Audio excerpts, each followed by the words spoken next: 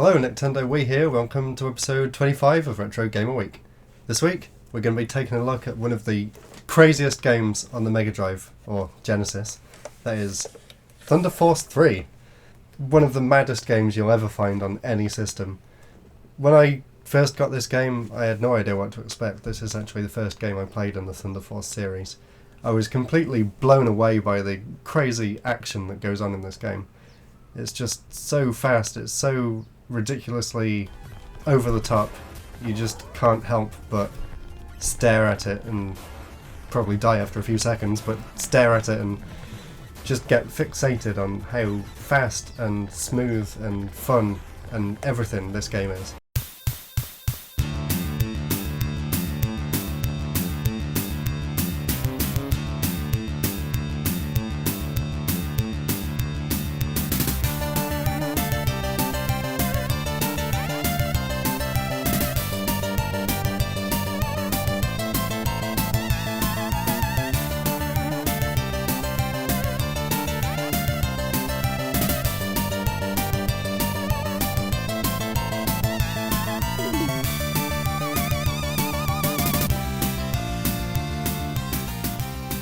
Obviously there was a Thunder Force 2 and 1. I did get Thunder Force 2 later on, but that one's completely different. That one's actually a top-down shooter, where you can actually aim in any direction and you have to like defend a base and stuff like that. It does have side-scrolling sections, but to be honest I only ever got that far once. I don't really like this one much. This game though is entirely horizontal scrolling and it's stunning. It's possibly, well, it's one of the best side-scrolling shooting games I've ever played, and I have played quite a lot, so that's quite a big statement for me to say.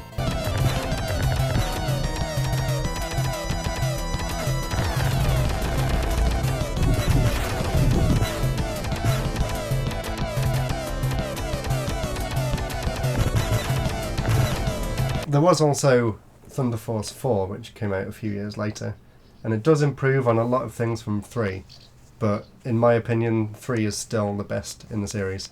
There's also a Thunder Force 5, but I don't have that one because it's either extremely hard to find or it never came out here.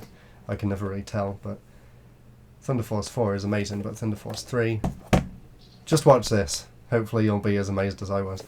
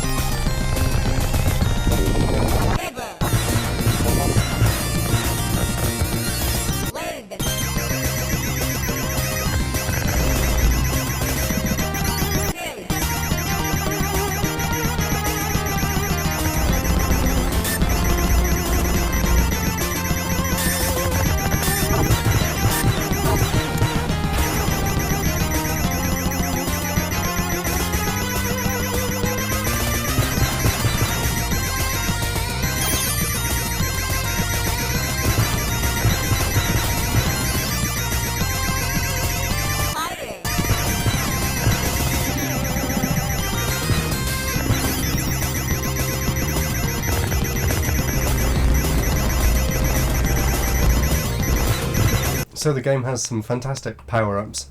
Some of the sound effects can be a little bit irritating, but the power-ups themselves are really fun. They sort of act as your lives as well, so if you get hit, the power-up goes down, but you can still carry on flying, which makes the game a little bit easier. Trust me, this game is not easy at all.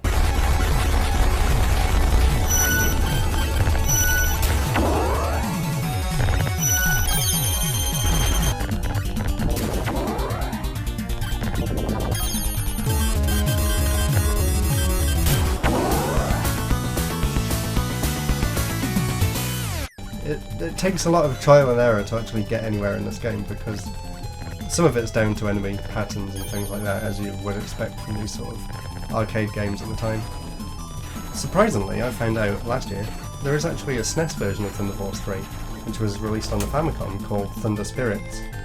It's a pretty faithful conversion of the Mega Drive game, but there's horrendous slowdown which completely ruins the whole point of the game. The music in this though is surprisingly good compared to the Mega Drive, because usually for these sort of games I prefer the Mega Drive sound chip, but the SNES did a fantastic job at recreating some of the songs and actually improving some of them. Just I couldn't get used to the slowdown. It's nowhere near as good as this.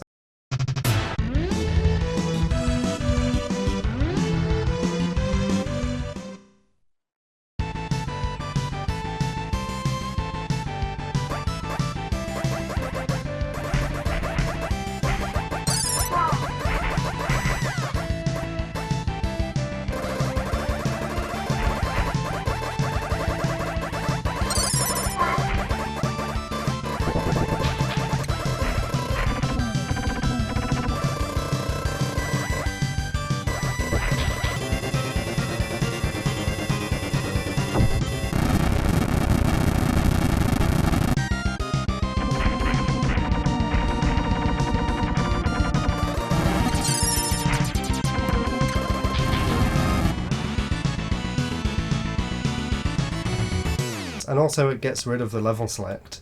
In this game you get to pick what level you want to play first, even though you still have to go through all of them, sort of like Mega Man, before you can move on to the final stage. Whereas this game, you play each stage in order, one after the other.